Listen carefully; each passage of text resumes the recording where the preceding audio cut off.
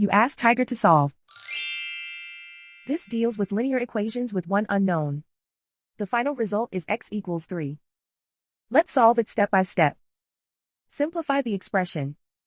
Expand the parentheses. Simplify the arithmetic.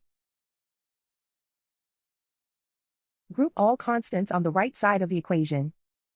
Subtract 6 from both sides. Simplify the arithmetic.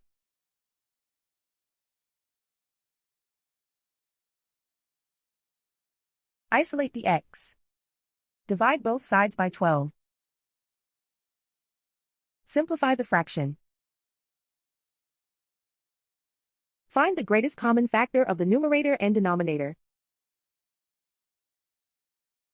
Factor out and cancel the greatest common factor. And so the final result is x equals 3.